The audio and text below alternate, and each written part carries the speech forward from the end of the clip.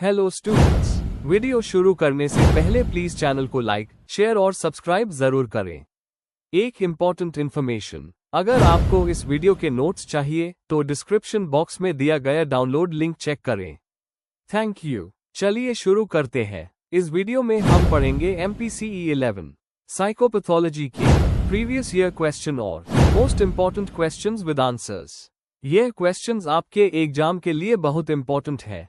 अगर आपने ये अच्छे से कर लिए तो एग्जाम निकलना पक्का है। Let's begin. Question 5, explain the socio cultural causes of psychopathology. Question explanation. इस क्वेश्चन में हमें बताना है कि सोशल और कल्चरल फैक्टर्स कैसे मेंटल डिसऑर्डर्स को जन्म देते हैं। हमें family, society, culture, poverty, discrimination, stigma और स्ट्रेसफुल एनवायरनमेंट के रोल को समझाकर लिखना है। बेसिकली यह आंसर दिखाता है कि इंसान के बाहर के एनवायरनमेंट का उसकी मेंटल हेल्थ पर क्या असर पड़ता है। आंसर। इंट्रोडक्शन। साइकोपैथोलॉजी का मतलब है मेंटल डिसऑर्डर्स का स्टडी, उनके सिम्टम्स और कॉजेस। बायोलॉजिकल और साइकोलॉजिकल रीजंस के साथ साथ सोशियो कल्चरल फैक्टर्स भी बहुत इंपॉर्टेंट होते हैं। कल्चर इंसान के वैल्यूज और नॉर्म्स को डिफाइन करता है और सोसाइटी उसके अपॉर्चुनिटीज और स्ट्रेसर को शेप करती है। इसी वजह से सोशियो कल्चरल कॉजेज समझना जरूरी है। जैसे डर्कहाइम जैसे सोशियोलॉजिस्ट्स और कल्चरल साइकाइट्री एक्सपर्ट्स ने भी इस पर्सपेक्टिव को सपोर्ट किया है। Main body. 1. फैमिली और early social environment. Family mental health के लिए सबसे पहला एनवायरनमेंट होती है। डिसफंक्शनल फैमिली, नेग्लेक्ट, अब्यूज या इनकंसिस्टेंट पेरेंटिंग से बच्चों में एंजाइटी, डिप्रेशन और कॉन्डक्ट प्रॉब्लम्स आ सकते हैं। एग्जाम्पल, अगर बच्चा डोमेस्टिक वायलेंस देखता है तो USME PTSD या अग्रेसिव बिहेवियर डेवलप हो सकता है। इमोशनल सपोर्ट की कमी भी मूड डिसऑर्डर्स का रिस्क बढ़ती है। 2. सोशियो इकोनॉमिक स्टेटस और पॉवर्टी। गरीबी और फाइनेंशियल प्रॉब्लम से स्ट्रेस बढ़ता है जो मेंटल डिसऑर्डर्स को ट्रिगर करता है। पुअर हाउसिंग, कम न्यूट्रिशन और हेल्थ फैसिलिटीज की कमी डायरेक्टली माइंड को अफेक्ट करती है। रिसर्च दिखाता है कि डिप्रेशन और सब्सटेंस अब्यूज ज्यादा लो इनकम ग्रुप्स में पाया जाता है। एग्जाम्पल, स्लम्स में रहने वाले लोग ओवरक्राउडिंग और अनएम्प्लॉयमेंट के स्ट्रेस के वजह से साइकोलॉजिकल इश्यूज फेस करते हैं। 3. कल्चरल नॉर्म्स, बिलीफ्स और ट्रेडिशंस। कल्चर डिसाइड करता है कि लोग मेंटल इलनेस को कैसे देखते हैं। कुछ कल्चर्स में इससे स्टिग्मा जोड़ा होता है जिसके वजह से लोग ट्रीटमेंट नहीं लेते। एग्जाम्पल, साउथ एशियन सोसाइटीज में डिप्रेशन वाली विमेन ट्रीटमेंट लेने से डरते हैं क्योंकि उन्हें वीक या मैड बोला जाता है। जेंडर डिस्क्रिमिनेशन और रिजिड रोल एक्सपेक्टेशंस भी स्ट्रेस और डिसऑर्डर्स को बढ़ते हैं। 4. डिस्क्रिमिनेशन, सोशल एक्सक्लूजन और stigma. Caste, race, gender, religion या सेक्सुअलिटी के बेसिस पर डिस्क्रिमिनेशन मेंटल हेल्थ को डायरेक्टली डैमेज करता है। कॉन्स्टेंट प्रेजुडिस से क्रॉनिक स्ट्रेस, एंजाइटी और डिप्रेशन डेवलप होता है। एग्जाम्पल, LGBTQ+ कम्युनिटी को रिजेक्शन मिलता है जिससे उनमें सुसाइड और सब्सटेंस अब्यूज का रिस्क ज्यादा होता है। 5. अर्बनाइजेशन और सोशल चेंज। मॉडर्नाइजेशन और अर्बन लाइफ आइसोलेशन और लोनलीनेस क्रिएट करती है। कम्युनिटी टाइज टूट जाती है और माइग्रेंट्स एडजस्ट नहीं कर पाते। एग्जाम्पल, जॉब के लिए शहर आने वाले माइग्रेंट्स को लोनलीनेस और एक्सप्लॉयटेशन फेस करना पड़ता है जिससे एडजस्टमेंट डिसऑर्डर हो सकता है। सोशल मीडिया के वजह से कंपैरिजन और साइबरबुलिंग यूथ में एंजाइटी और डिप्रेशन को इंक्रीज करते हैं। 6. ट्रॉमा, वॉर और collective stress. Natural disasters, wars और political violence large scale trauma create करते हैं। रेफ्यूजीज और विक्टिम्स को PTSD और डिप्रेशन का हाई रिस्क होता है क्योंकि उन्होंने घर, समाज और आइडेंटिटी खो दी होती है। एग्जाम्पल, कम्युनल राइट्स के विक्टिम्स अपने इमोशनल स्कार्स को जनरेशंस तक कैरी करते हैं। कंक्लूजन। तो कंक्लूजन ये है कि सोशियो कल्चरल फैक्टर्स जैसे फैमिली, पॉवर्टी, कल्चर, डिस्क्रिमिनेशन और सोशल चेंजेस मेंटल डिसऑर्डर्स में बहुत बड़ा रोल प्ले करते हैं। मेंटल हेल्थ को समझने के लिए सोसाइटी को इग्नोर नहीं किया जा सकता। प्रिवेंशन और ट्रीटमेंट सिर्फ बायोलॉजिकल और साइकोलॉजिकल नहीं बल्कि सोशियो कल्चरल एस्पेक्ट्स पर भी फोकस करना चाहिए। अगर सपोर्टिव फैमिलीज और इंक्लूसिव सोसाइटीज बनाई जाए तो मेंटल हेल्थ इंप्रूव की जा सकती है। अगर आपको इस वीडियो के नोट्स चाहिए तो डिस्क्रिप्शन बॉक्स में दिया गया डाउनलोड लिंक चेक करना ना भूलें। Thank you. Question 6, discuss the causes and treatment of obsessive compulsive disorder. Question explanation. इस क्वेश्चन में हमें ऑब्सेसिव कंपल्सिव डिसऑर्डर ओसीडी के कॉजेज और उसके ट्रीटमेंट मेथड्स को एक्सप्लेन करना है। मतलब बायोलॉजिकल, साइकोलॉजिकल और सोशल रीजंस के साथ थेरेपी और मेडिसिन का रोल भी बताना होगा। Answer. Introduction. Obsessive compulsive disorder यानी ओसीडी एक क्रॉनिक मेंटल हेल्थ डिसऑर्डर है जिसमें पेशेंट को बार-बार अनवांटेड थॉट्स, ऑब्सेशंस आते हैं और उन्हें कंट्रोल करने के लिए वो रिपेटिटिव एक्शंस, कंपल्शंस करता है। यह डिसऑर्डर डेली लाइफ को बहुत अफेक्ट करता है। ओसीडी के कॉजेज बायोलॉजिकल, साइकोलॉजिकल और एनवायरमेंटल होते हैं। ट्रीटमेंट में मेनली सीबीटी, मेडिसिन्स और सपोर्टिव थेरेपीज यूज की जाती है। Main body. 1. Causes of OCD biological factors. Genetics. Research दिखाता है कि ओसीडी फैमिली में चल सकता है। ट्विन स्टडीज भी इसका प्रूफ देती है। Neurochemical imbalance. सेरोटोनिन की कमी ओसीडी के डेवलपमेंट में एक बड़ा रोल प्ले करती है। ब्रेन एब्नॉर्मैलिटीज। ऑर्बिटोफ्रंटल कॉर्टेक्स और बसल गैंग्लिया जैसे ब्रेन के पार्ट्स में डिसफंक्शन पाया गया है। Psychological factors. Behavioural theory. Compulsions एक लर्न रिस्पॉन्स होते हैं जो एंजाइटी को टेम्पररीली कम करते हैं। Cognitive errors. ओवरथिंकिंग, परफेक्शनिज्म और जरूर सब गलत होगा जैसे डिस्टॉर्टेड थॉट्स ओसीडी को और स्ट्रांग बनाते हैं। Psychodynamic view. फ्रॉइड के हिसाब से ओसीडी अनकॉन्शियस कॉन्फ्लिक्ट से होता है, मेनली एनल स्टेज के इश्यूज से। Environmental, social factors. Stressful events, trauma या प्रोलॉन्ग्ड एंजाइटी ओसीडी को ट्रिगर कर सकते हैं। ओवर स्ट्रिक्ट या ओवर प्रोटेक्टिव पेरेंटिंग भी कंपल्सिव सोच को प्रमोट करती है। कल्चरल बिलीफ्स भी ऑब्सेशंस की कंटेंट डिसाइड करते हैं, जैसे क्लेanलीनेस, रिलीजन या morality. 2. Treatment of OCD psychological treatments. Cognitive behavioural therapy CBT सबसे इफेक्टिव है, specially ERP, exposure and response prevention. इसमें पेशेंट को ग्रेजुअली उस चीज का एक्सपोजर दिया जाता है जो एंजाइटी कॉज करती है और कंपल्सिव एक्शन करने से रोका जाता है। Cognitive restructuring. नेगेटिव और डिस्टॉर्टेड थॉट्स को चैलेंज करके बैलेंस्ड थिंकिंग डेवलप की जाती है। Mindfulness therapy. पेशेंट को इंट्रूसिव थॉट्स एक्सेप्ट करना सिखाया जाता है बिना रिएक्ट किए। Pharmacological treatments. एसएसआरआई जैसे फ्लुऑक्सिटीन, सर्ट्रिलीन ओसीडी के ट्रीटमेंट में होते हैं।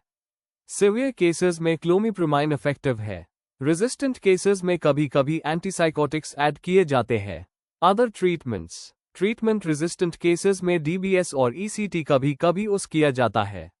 फैमिली काउंसलिंग और सपोर्ट ग्रुप्स भी कोपिंग के लिए हेल्पफुल होते हैं। 3. Case example. एक पेशेंट आर को लगातार कंटामिनेशन का फियर था और वो दिन में 100 बार हाथ धोता था। ईआरपी थेरेपी के थ्रू उसको ग्रेजुअली डर्टी ऑब्जेक्ट्स का एक्सपोजर दिया गया और हाथ तुरंत धोने से रोका गया। धीरे धीरे उसकी एंजाइटी कम हुई और कंपल्सिव वॉशिंग भी कंट्रोल हो गया। कंक्लूजन। ओसीडी एक डिसेबलिंग डिसऑर्डर है जिसका कॉज मल्टीपल फैक्टर्स होते हैं, जेनेटिक, बायोलॉजिकल, साइकोलॉजिकल और सोशल। ट्रीटमेंट में सीबीटी, स्पेशली ईआरपी, मेडिसिन जैसे एसएसआरआई और सपोर्टिव काउंसलिंग सबसे इफेक्टिव है। अगर टाइमली डायग्नोसिस हो जाए तो पेशेंट की लाइफ क्वालिटी काफी इंप्रूव हो सकती है। If you need the notes of this video, there's a download link in the description box. Be sure to check it out. Thank you. Question 7. Explain autism in terms of its 3 main features. Question explanation. इस question में हमें autism spectrum disorder (ASD) को explain करना है और उसके 3 main features बताने हैं। यह features mainly social interaction problems, communication difficulties और रिपेटिटिव, रिस्ट्रिक्टेड बिहेवियर्स के अराउंड होते हैं। एग्जाम्पल और थियरीज से आंसर स्ट्रॉन्ग बनेगा। आंसर। इंट्रोडक्शन। ऑटिज्म या ऑटिज्म स्पेक्ट्रम डिसऑर्डर (ASD) एक न्यूरोडेवलपमेंटल कंडीशन है जो इंसान की सोचने, कम्युनिकेट करने और दूसरों के साथ इंटरैक्ट करने की एबिलिटी को अफेक्ट करती है। स्पेक्ट्रम शब्द ये दिखाता है कि ऑटिज्म के सिम्टम्स और सिवेरिटी हर पर्सन में अलग हो सकते हैं। DSM-5 के अकॉर्डिंग ऑटिज्म के 3 मेन फीचर्स होते हैं: social interaction difficulties, communication challenges और रिस्ट्रिक्टेड, रिपेटिटिव बिहेवियर्स। इसी फ्रेमवर्क के थ्रू हम ऑटिज्म को एक्सप्लेन करेंगे। Main body. 1. Social interaction difficulties. Autism का सबसे इंपॉर्टेंट फीचर सोशल इंटरैक्शन में दिक्कत है। ऐसे इंडिविजुअल्स आई कांटेक्ट से बचते हैं, दूसरों की बॉडी लैंग्वेज समझने में स्ट्रगल करते हैं और पीर रिलेशनशिप्स बनाना मुश्किल होता है। एग्जाम्पल, एक चाइल्ड अपना नाम लेने पर रिस्पॉन्स नहीं करेगा, ग्रुप प्ले अवॉइड करेगा या अक्सर अकेला रहना पसंद करेगा। बैरन कोएन की थियरी ऑफ माइंड के अकॉर्डिंग ऑटिस्टिक इंडिविजुअल्स को दूसरे लोगों के थॉट्स और फीलिंग समझना मुश्किल होता है। इस वजह से उनमें सोशल रेसिप्रोसिटी कम होती है। 2. Communication challenges. कई ऑटिस्टिक बच्चों में स्पीच डिले होती है। कुछ बच्चे नॉन वर्बल रहते हैं या लिमिटेड वर्ड्स यूज करते हैं। नॉन वर्बल कम्युनिकेशन में भी प्रॉब्लम होती है, जैसे गेस्चर्स, फेशियल एक्सप्रेशंस या टोन का सही यूज करना। एग्जाम्पल, एकोलेलिया जिसमें बच्चा फ्रेजेस रिपीट करता है बिना मीनिंग समझे। प्रैग्मेटिक लैंग्वेज भी वीक होती है, मतलब वो सार्केज्म, जोक्स या इनडायरेक्ट बातों को समझ नहीं पाते। एग्जाम्पल, एक ऑटिस्टिक टीनेजर को ट्रेन्स के बारे में बहुत नॉलेज हो सकती है, पर वो कैजुअल कॉन्वर्सेशन करने में स्ट्रगल करेगा। 3. Restricted and repetitive behaviours. Common repetitive actions जैसे हैंड फ्लैपिंग, रॉकिंग या वर्ड्स रिपीट करना बहुत देखा जाता है। ये उनके लिए एंजाइटी कंट्रोल करने का एक तरीका होता है। रिस्ट्रिक्टेड इंटरेस्ट्स होती है, फॉर एग्जाम्पल सिर्फ एक टाइप के टॉय के साथ खेलना या एक टॉपिक जैसे प्लैनेट्स में एक्सट्रीम फोकस। रूटीन चेंज उनके लिए डिफिकल्ट होता है। अगर स्कूल जाने का रूट बदल दिया जाए तो वो अपसेट या मेल्टडाउन कर सकते हैं। सेंसरी इश्यूज भी कॉमन होते हैं, कुछ लोग लाउड साउंड से हाइपर सेंसिटिव होते हैं या कुछ टेक्सचर्स टॉलरेट नहीं करते। 4. Integration of the 3 features. ये फीचर्स अलग अलग नहीं होते, बल्कि एक दूसरे से जुड़े होते हैं। कम्युनिकेशन प्रॉब्लम्स सोशल इंटरैक्शन को और टफ बना देते हैं, और रिपेटिटिव बिहेवियर्स उनके लर्निंग अपॉर्चुनिटीज को लिमिट करते हैं। क्लिनिकल पॉइंट ऑफ व्यू से इन फीचर्स को समझना इंटरवेंशंस के लिए जरूरी है, जैसे ABA थेरेपी, स्पीच थेरेपी और social skills training. Early intervention programme specially in teen features पे काम करते हैं और आउटकम्स को इम्प्रूव करते हैं। कंक्लूजन, ओवरऑल ऑटिज्म को समझने का बेस्ट तरीका उसके 3 मेन फीचर्स से है: social interaction difficulties, communication challenges और रिस्ट्रिक्टेड रिपेटिटिव बिहेवियर्स। ये तीनों मिलके एक इंडिविजुअल की डेली लाइफ और रिलेशनशिप्स को डीपली अफेक्ट करते हैं। अगर इन्हें जल्दी आइडेंटिफाई करके राइट थेरेपी दी जाए तो ऑटिस्टिक इंडिविजुअल्स इंडिपेंडेंट और मीनिंगफुल लाइफ जी सकते हैं। If you need the notes of this video, there's a download link in the description box. Be sure to check it out. Thank you. Question 8. Describe the treatment of post-traumatic stress disorder. Question explanation. इस question में हमें PTSD के अलग अलग treatment methods को explain करना है। हमें साइकोथेरेपी, मेडिसिन्स और सपोर्टिव स्ट्रैटेजीज के बारे में लिखना होगा, जिससे पेशेंट को सिम्टम्स कंट्रोल करने और नॉर्मल लाइफ में वापस आने में मदद मिलती है। Answer. Introduction. Post traumatic stress disorder PTSD एक सीरियस मेंटल हेल्थ कंडीशन है जो किसी ट्रॉमेटिक इवेंट के बाद डेवलप होती है, जैसे एक्सीडेंट, नेचुरल डिजास्टर, अब्यूज या वॉर। PTSD के सिम्टम्स में intrusive memories, nightmares, avoidance, hyper एरोसल और इमोशनल नमनेस आते हैं। इसका ट्रीटमेंट का मेन एम सिम्टम्स को कम करना, कोपिंग स्किल्स डेवलप करना और पेशेंट को डेली लाइफ में नॉर्मल फंक्शन करने लायक बनाना होता है। ट्रीटमेंट में थेरेपी, मेडिसिन्स और सपोर्टिव इंटरवेंशंस यूज किए जाते हैं। Main body. 1. Psychotherapy approaches. Cognitive behavioural therapy CBT PTSD के लिए सबसे इफेक्टिव थेरेपी है। इसमें पेशेंट अपने नेगेटिव थॉट्स और डिस्टॉर्टेड बिलीफ्स को आइडेंटिफाई करके उन्हें रिप्लेस करता है। Exposure therapy. इस थेरेपी में पेशेंट को धीरे धीरे ट्रॉमा रिलेटेड सिचुएशंस या मेमोरीज से एक्सपोज किया जाता है ताकि उनकी फियर रिस्पॉन्स कम हो। एग्जाम्पल, एक सोल्जर को वॉर साउंड्स के एक्सपोजर से ग्रेजुअली उनकी एंजाइटी कम होती है। Eye movement desensitisation and reprocessing EMDR। इस थेरेपी में आई मूवमेंट्स के साथ ट्रॉमा रिकॉल करवाया जाता है, जिससे ब्रेन ट्रॉमा मेमोरीज को रिप्रोसेस करता है और डिस्ट्रेस कम होता है। WHO भी EMDR को PTSD के लिए इफेक्टिव थेरेपी मानता है। ग्रुप और family therapy. Group therapy patients को एक दूसरे के एक्सपीरियंसेस शेयर करने का मौका देती है और आइसोलेशन कम करती है। फैमिली थेरेपी फैमिली मेंबर्स को पेशेंट के कंडीशन समझने और सपोर्ट देने में मदद करती है। 2. Pharmacological treatments. Antidepressants SSRI and SNRI जैसे सर्ट्रिलीन, पैरोक्सिटीन PTSD के लिए FDA अप्रूव्ड मेडिसिन्स हैं जो डिप्रेशन, एंजाइटी और इंट्रूसिव थॉट्स को कम करती है। Anti anxiety medicines. कभी कभी बेंजोडायाज़ेपिन्स शॉर्ट टर्म के लिए दिए जाते हैं, लेकिन लॉन्ग टर्म यूज अवॉइड किया जाता है। एड्रेनर्गिक इनहिबिटर्स, प्रेज़ोज़न जैसी मेडिसिन पीटीएसडी पेशेंट्स के नाइटमेयर्स और स्लीप प्रॉब्लम्स को रिड्यूस करती है। एंटीसाइकोटिक्स, सिवियर केसेस में अगर साइकोटिक सिम्टम्स भी हो तो एटिपिकल एंटीसाइकोटिक्स यूज की जा सकती है। 3. Supportive and holistic interventions, psycho education, patient और फैमिली को पीटीएसडी के सिम्टम्स और कोपिंग के बारे में एजुकेट करना उनकी अवेयरनेस बढ़ता है। रिलैक्सेशन टेक्निक्स, माइंडफुलनेस, मेडिटेशन, योग और डीप ब्रीदिंग एक्सरसाइजेस स्ट्रेस कम करने में इफेक्टिव है। Lifestyle changes, proper sleep, exercise और हेल्दी डाइट रिकवरी को फास्ट करते हैं। सोशल सपोर्ट, फैमिली, फ्रेंड्स और सपोर्ट ग्रुप्स पीटीएसडी पेशेंट्स के लिए स्ट्रॉन्ग हीलिंग फैक्टर होते हैं।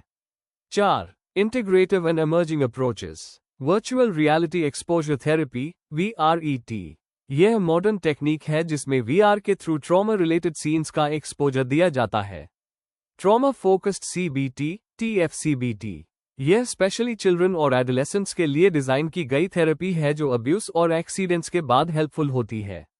Complementary therapies, art therapy, animal assisted therapy और एक्यूपंक्चर पेशेंट्स की हीलिंग प्रोसेस को सपोर्ट करते हैं। कंक्लूजन, पीटीएसडी का ट्रीटमेंट एक मल्टीडायमेंशनल प्रोसेस है जिसमें थेरेपी, मेडिसिन और सपोर्ट सिस्टम सब इंक्लूड होते हैं। CBT और EMDR सबसे इफेक्टिव थेरेपीज हैं, जबकि मेडिसिन सिम्टम्स मैनेज करने में हेल्प करती है। फैमिली सपोर्ट और हेल्दी लाइफस्टाइल रिकवरी को और स्ट्रांग बनाते हैं। इस तरह का होलिस्टिक अप्रोच पेशेंट को एक नई उम्मीद और रेजिलियंस के साथ लाइफ कंटिन्यू करने में मदद करता है। Before we end, please like, share and subscribe the channel for more such study materials and one important information, अगर आपको नोट्स चाहिए तो डिस्क्रिप्शन बॉक्स में डाउनलोड लिंक दिया हुआ है, जरूर चेक करें। Thank you.